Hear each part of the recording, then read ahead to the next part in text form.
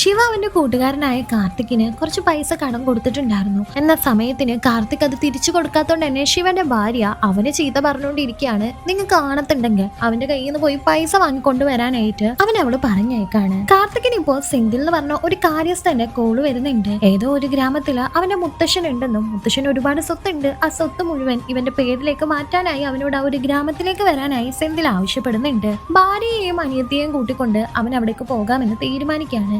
ഇത്രയും വർഷമില്ലാത്ത ബന്ധമായിരുന്നു അത്. എന്തിനാണ് പെട്ടെന്ന് ഇങ്ങനെ മുത്തശ്ശൻ വിളിപ്പിച്ചതെന്ന് പോലും അവരത് ആലോചിക്കുന്നുണ്ടായിരുന്നില്ല. കാരണം ആ ഒരു പൈസ കിട്ടിയിട്ടുണ്ടെങ്കിൽ കാർത്തിക്കിന്റെ കടങ്ങളെല്ലാം വീട്ടാമായിരുന്നു. അങ്ങനെ അവർ ആ ഒരു ഗ്രാമത്തിലേക്ക് പോകുന്നുണ്ട്. വീട് അന്വേഷിച്ചു പോകുമ്പോ ഒരു മാറാല കെട്ടിക്കിടക്കുന്ന പഴയ വീട്ടിലേക്കാണ് അവര് ചെന്ന് കയറുന്നത്. ഈ വീട് വിറ്റിട്ടാണോ നീ നിന്റെ കടം തീർക്കാൻ പോകുന്നതെന്ന് അവന്റെ അനിയത്തി ദീപ്തി അവനെ കളിയാക്കിക്കൊണ്ട് ചോദിക്കുന്നുണ്ട്. ഈ സമയത്ത് ഭാര്യ കീർത്തനക്ക് തല കറങ്ങാണ്. അപ്പോഴാണ് അവള് പ്രഗ്നന്റ് ആണെന്നുള്ള കാര്യം കാർത്തിക്കും ദീപ്തിയും അറിയുന്നത്. ആ ഒരു വീട്ടിൽ അവരുടെ മുത്തശ്ശൻ മാത്രമായിരുന്നു ഉണ്ടായിരുന്നത്. മുത്തശ്ശനെ കാണാനായിട്ട് അവർ പോകുന്നുണ്ടെങ്കിലും മുത്തശ്ശനൊന്നും തന്നെ മിണ്ടുന്നില്ല. ആകെ മുത്തശ്ശൻ കീർത്തനയുടെ വയറ്റിലേക്ക് തന്നെ ഒറ്റ നോക്കിക്കൊണ്ടിരിക്കുകയാണ്. ഇപ്പൊ അവരെ വിളിച്ചു വരുത്തിയ സെന്തിൽ എന്ന് പറഞ്ഞ ആൾ അവിടേക്ക് വരുന്നുണ്ട്. അയാൾക്ക് എന്തോ ഡോക്യുമെന്റ്സ് ഒക്കെ ശരിയാക്കാനായി സിറ്റിയിലേക്ക് പോകേണ്ട ആവശ്യമുണ്ട്. അതുവരെ ഇവിടെ തങ്ങാനായി കാർത്തിക്കിനോടും ഫാമിലിയോടും സെന്തിൽ പറയുന്നുണ്ട്. കാർത്തിക്കും ദീപ്തിയും കീർത്തനയും കൂടി ആ ഒരു വീടെല്ലാം വൃത്തിയാക്കുന്നുണ്ട്. അന്ന് രാത്രി ഗർഭിണിയായ തന്റെ ഭാര്യയെ അവൻ സമാധാനിപ്പിച്ചുകൊണ്ടിരിക്കുകയാണ്. ആ സമയത്ത് എന്തോ ഒരു നിഴല് പോലെ അവൻ കാണുന്നുണ്ട്. പോയി നോക്കുമ്പോ ഒന്നും തന്നെ അവിടെ നിന്ന് കാണുന്നില്ല. ഇപ്പൊ ഈ ഒരു നാടിനെ കുറിച്ച് അന്വേഷിക്കാൻ വേണ്ടി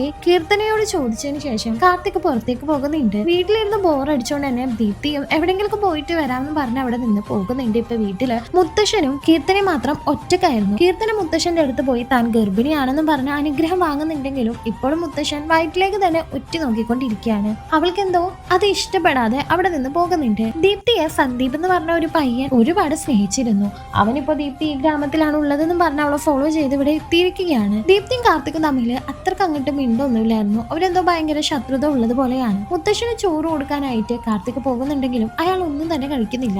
അയാൾക്ക് വേണ്ട ഫുഡ് അയാൾ തന്നെ കഴിച്ചോളും എന്നാണ് സെന്തിൽ പറഞ്ഞിരിക്കുന്നത്. സന്ദീപ് ഇപ്പോ ദീപ്തിയെ ഇങ്ങനെ ഫോളോ ചെയ്തുകൊണ്ടിരിക്കുകയാണ്. അവൾ എവിടെ പോയാലും അവളുടെ പിന്നാലെ ഇങ്ങനെ പോകുന്നുണ്ട്. അന്ന് രാത്രി ദീപ്തി കിടന്നുറങ്ങുന്ന സമയത്ത് ഒരു കറുത്ത നിഴല് കണ്ടവള് പേടിച്ച് വേഗം പൊതിച്ചു മൂടിക്കിടക്കാണ്. സെന്തിലിന് ഇത്രയും ദിവസമായിട്ട് കാണാത്തതുകൊണ്ട് തന്നെ കാർത്തിക് അവനെ കുറിച്ച് അന്വേഷിക്കാനായി പുറത്തേക്ക് പോകുന്നുണ്ട്. ദീപ്തിയും വീട്ടിലുണ്ടായിരുന്നില്ല. ആ സമയത്ത് ഒരു പോലീസുകാരൻ അവിടേക്ക് വന്ന് കീർത്തനയെ ഒരുമാതിരി നോക്കുന്നുണ്ട്. വെള്ളം കുടിച്ച അയാളും പുറത്തേക്ക് പോവാണ്. ദീപ്തിയെ കാണാനെത്തിയ സന്ദീപും ആ വീട്ടിൽ നീ നിൽക്കണ്ടെന്നും അവിടെ ഞാൻ ഒരു കാര്യം കണ്ടു എന്നും പറഞ്ഞ് എന്തോ പറയാനായിട്ട് പോകാണ്. പിന്നീട് എന്ത് സംഭവിച്ചു എന്നറിയാൻ ഈ മൂവിയുടെ ഫുൾ എക്സ്പ്ലനേഷൻ കാണാൻ താഴെ കാണുന്ന പ്ലേ ബട്ടൺ ഒന്ന് ക്ലിക്ക് ചെയ്താൽ മതി.